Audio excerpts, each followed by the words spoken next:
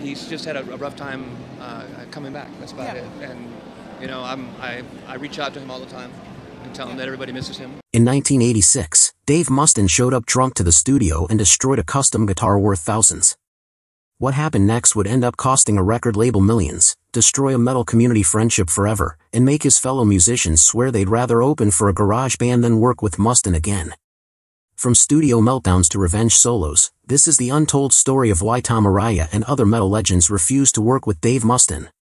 Dave Mustaine was born on September 13, 1961, in La Mesa, California.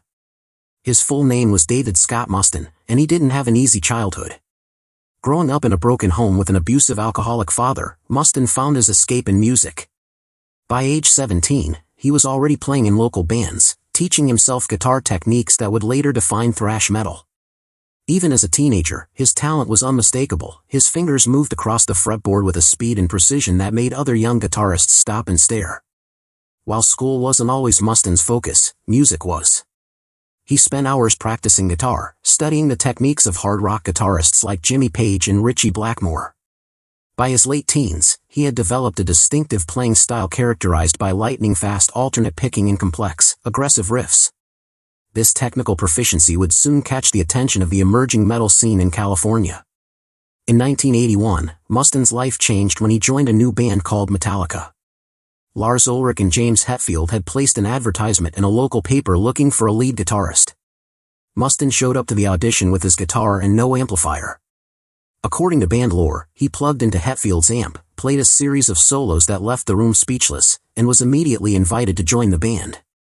During his time with Metallica, Mustaine co-wrote several songs that would become metal classics, including The Four Horsemen, originally called The Mechanics, Jump in the Fire, and parts of Metal Militia.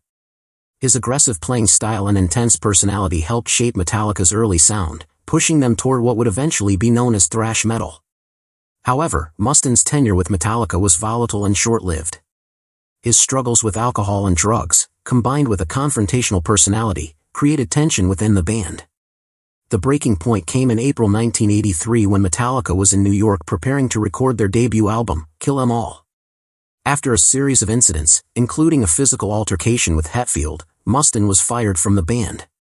He was woken up one morning, given a bus ticket back to California, and told his services were no longer needed. This dismissal left Mustaine bitter and determined to create something that would outshine his former bandmates. The bus ride from New York to California became legendary in metal circles. It was during this journey that Mustaine reportedly began formulating plans for a new band that would play music even faster and more technical than Metallica. By late 1983, Mustaine had formed Megadeth with bassist David Ellefson. The name itself was a statement, derived from Megadeth, a military term for 1 million deaths by nuclear explosion. From the beginning, Mustaine made it clear that Megadeth wasn't just another metal band, but a vehicle for his revenge against Metallica. Tom Araya, born on June 6, 1961, in Vina del Mar, Chile, had his own path to metal stardom. His family immigrated to the United States when he was 5, settling in Southgate, California. Unlike Mustaine, Araya came from a stable, hard-working family. His father was a worker at a leather tanning factory, and both parents emphasized the importance of education and hard work. Araya's entry into music came through his older brother, who played guitar and introduced Tom to bands like Black Sabbath and Led Zeppelin. Initially playing bass to accompany his brother, Araya quickly developed a passion for heavy music. While working as a respiratory therapist, a career he maintained even during Slayer's early years, Araya joined forces with Kerry King and Jeff Hanneman to form Slayer in 1981. By 1986, both Megadeth and Slayer had established themselves as pioneering forces in thrash metal. Slayer's album Rain and Blood, produced by Rick Rubin, was revolutionizing the genre with its unprecedented speed and intensity. Meanwhile, Megadeth had released Peace Cells, But Who's Buying, showcasing Mustaine's technical prowess and songwriting skills. The thrash metal scene, though competitive, was also collaborative. Bands often shared stages, influenced each other's music, and maintained friendships despite professional rivalries. This spirit of camaraderie led to discussions about potential collaborations between various thrash bands, including the idea of a split release or joint tour featuring Slayer and Megadeth. In late 1986, executives from both Combat Records, Megadeth's label, and Def Jam, Slayer's label, arranged a meeting at a Los Angeles recording studio. The proposed collaboration was ambitious, a split EP featuring new tracks from both bands, followed by a co-headlining tour across North America. For fans, this would have been the ultimate thrash experience. For the labels, it represented significant commercial potential. The meeting was scheduled for 1 p.m. on a Wednesday. Araya, Kerry King, Jeff Hanneman, and Dave Lombardo from Slayer arrived on time, as did the label representatives and studio engineers. Ellefson from Megadeth also showed up promptly, apologetically explaining that Mustaine was on his way. Hours passed, phone calls went unanswered. The Slayer members, known for their professionalism despite their aggressive music, waited patiently at first, then with growing frustration. Studio time was expensive, and the clock was ticking. When Mustaine finally arrived shortly after 4 p.m., it was immediately clear he was intoxicated.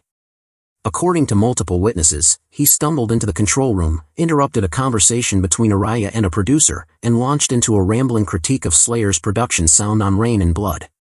The tension in the room was palpable.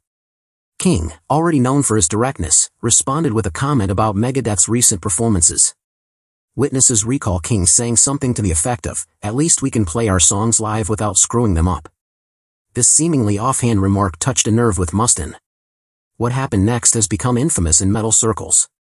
Mustaine spotted Kerry King's custom BC Rich Warlock guitar, a distinctive instrument with a jagged body design that had become part of King's signature look.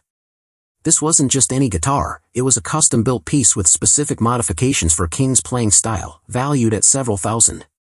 In a moment of rage, Mustaine grabbed the guitar from its stand, shouted something that witnesses later couldn't agree on the exact wording of, and smashed it against a nearby amplifier. The neck cracked, the body splintered, and pieces of the guitar scattered across the studio floor.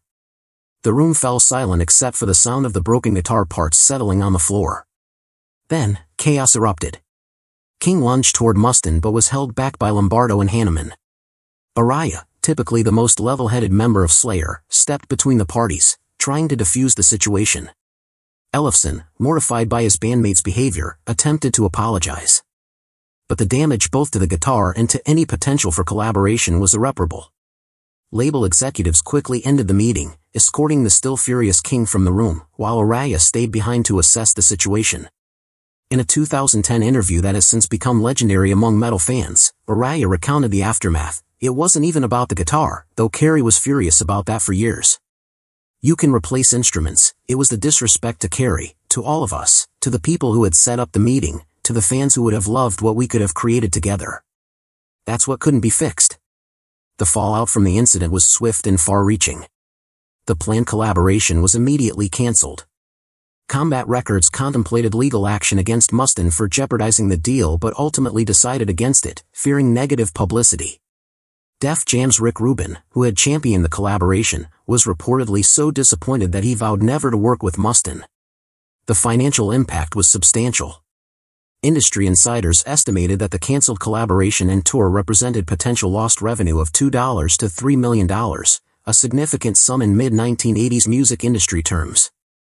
More damaging was the effect on Mustaine's reputation within the tight-knit metal community. Word of the incident spread quickly through the music industry. Other bands became hesitant to share bills with Mustaine, fearing similar unpredictable behavior. Promoters, concerned about the reliability of shows, sometimes required additional guarantees or deposits when booking Mustaine. For Slayer, the incident strengthened their bonds with other thrash bands. Araya, King, Hanneman, and Lombardo maintained close relationships with members of Metallica, Anthrax, and Exodus. These connections would later facilitate collaborations like the Clash of the Titans tour in 1990 and 1991, which notably did not include Mustaine on its European leg. Throughout the late 1980s, Mustaine's reputation as difficult to work with persisted. Despite Megadeth's growing commercial success with albums like So Far, So Good, So What, 1988, and Rust in Peace, 1990, many in the industry kept their distance. The chasm between Megadeth and other thrash bands was most evident in 1991 when Slayer, Anthrax, and Metallica participated in a legendary tour known as the Clash of the Titans. Megadeth was eventually added to the North American leg of the tour, but interactions between the bands were reportedly minimal and strained. Kerry King, never one to mince words, was quoted in a 1991 metal magazine saying he'd rather open for a garage band playing their first show than share a stage with Mustaine again. This quote circulated widely, further cementing the public perception of the feud.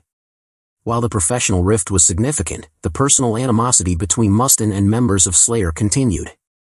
Behind the scenes at various festivals where both bands performed throughout the 1990s, they were scheduled on different days or at opposite ends of the venue. When they did encounter each other backstage, interactions were reportedly cold and brief. Araya, though less publicly vocal about the feud than King, maintained his distance from Mustaine. In rare interviews where he discussed the situation, he typically focused on the professional aspects rather than personal attacks, noting that different approaches to music and professionalism made collaboration difficult.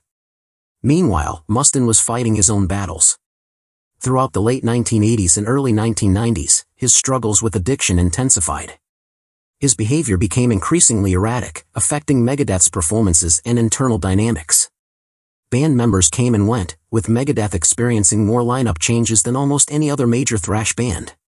The story might have ended there, another rock and roll feud lost to history, if not for the evolution both parties underwent in the following decades. By the mid-1990s, the thrash metal scene that had defined both bands was changing. Grunge had altered the commercial landscape, and many metal bands were adapting their sound. Slayer remained relatively consistent with their approach, while Megadeth explored more radio-friendly territory with albums like Countdown to Extinction, 1992, and Euthanasia, 1994. For Mustaine, a significant turning point came in 2002 when an injury to his arm threatened to end his guitar-playing career permanently. During his recovery period, he underwent a personal transformation, embracing sobriety and Christianity. This change in lifestyle coincided with a newfound perspective on his past conflicts and behaviors. Araya, meanwhile, had his own challenges. Years of headbanging and energetic performances had taken a toll on his body, requiring neck surgery in 2010. This physical setback prompted reflection on his career and legacy, including past conflicts within the metal community. The first signs of a thaw in the Cold War between Slayer and Megadeth came in the mid-2000s. At the 2004 Download Festival in England, members of both bands were seen briefly conversing backstage, the first documented civil interaction in nearly 2 decades. While far from a reconciliation, it signaled that the intensity of the animosity had diminished. A more significant moment occurred in 2010 when plans were announced for a series of Big Four concerts featuring Metallica, Slayer, Megadeth, and Anthrax, the 4 bands widely credited with creating and popularizing thrash metal. This unprecedented collaboration required all parties to set aside past differences for the sake of metal history. For fans, seeing all 4 bands on the same bill seemed impossible given the well-known tensions, particularly between Mustaine and his former Metallica bandmates, as well as with Slayer. Yet the shows proceeded, first in Europe and then in the United States, culminating in a legendary performance at Yankee Stadium in New York. Behind the scenes, relations remained professional rather than friendly. Footage from the events shows limited interaction between Mustaine and members of Slayer, with Araya in particular maintaining a polite but distant approach. Nonetheless, the mere fact that these shows occurred represented a significant evolution from the guitar-smashing incident of 1986. In subsequent years, both Araya and Mustaine offered reflections on their long-standing feud in various interviews. Araya, with characteristic restraint, acknowledged in a 2018 conversation that while they would never be close friends, he had gained respect for Mustaine's perseverance and undeniable contributions to metal music. "We were all young, all had our issues," Araya said. "Dave's just happened to be more public. In the end, we all created something special for the fans. That's what matters." Mustaine, for his part, has acknowledged his past behavior in his 2010 autobiography, Mustaine, a heavy metal memoir, and in numerous interviews, attributing much of it to his struggles with addiction. "I burned a lot of bridges," Mustaine told Rolling Stone in 2016. "Some have been rebuilt, others probably never will be. But I'm at peace with that now." The story of the Slayer-Megadeth feud represents more than just a clash of personalities. It illuminates the intense pressures and volatile nature of the 1980s metal scene, where young musicians suddenly found themselves with fame, money, and influence they weren't always equipped to handle. For Araya, the incident and its aftermath reinforced his already strong professional ethics throughout Slayer's career. Despite the extreme nature of their music and image, they maintained a reputation for reliability and professionalism. Araya himself continued working as a respiratory therapist even after Slayer achieved success, keeping himself grounded in a way many rock stars failed to do. Mayne's journey reflects a different aspect of the music industry, the possibility of redemption and evolution. From the bitter, vengeful guitarist determined to outdo his former bandmates, he gradually transformed into a more reflective figure, capable of acknowledging past mistakes while still taking pride in his musical legacy. In 2019, when Slayer announced their retirement and final tour, speculation arose about whether there might be a final reconciliation or collaboration with Mead. It never materialized in any official capacity. The report surfaced of a brief private conversation between Araya and Mustaine at a festival where both bands performed. The content of that conversation remains private, but witnesses described it as cordial, a far cry from the tension-filled atmosphere of their interactions in previous decades. Perhaps it represented a quiet closing of the chapter that began with a smashed guitar in 1986. Today, both Araya and Mustaine have secured their places in metal history. Slayer completed their farewell tour in 2019, ending a nearly 4-decade career that influenced countless bands across multiple generations. Mead continues to record and tour with Mustaine, remaining the band's constant creative force despite numerous lineup changes and health challenges, including a battle with throat cancer in 2019. For metal fans, the story of why rockers refuse to work with Dave Mustaine has become part of the genre's rich folklore. It demonstrates how personal conflicts can shape musical landscapes, how talent and temperament often exist in uneasy balance, and how time can transform even the most bitter rivalries into footnotes in a larger legacy. As both musicians enter their 60s, the perspective of age has replaced the anger of youth. The broken guitar, the cancelled collaboration, and the years of avoided interactions have been absorbed into the broader narrative of thrash metal's tumultuous history, a history that neither Araya nor Mustaine could have imagined when they first picked up their instruments as teenagers. In the end, perhaps the most fitting epitaph for their feud came from Araya himself, who, when asked in 2020 about his feelings toward Mustaine, simply said, "We made different choices, took different paths, but we were both there at the beginning of something important that connects us, whether we like it or not." For Tom Araya, Dave Mustaine, and the metal community that continues to analyze their complicated relationship, that connection, forged in the creative explosion of thrash metal and tested by human frailty, remains their most enduring collaboration.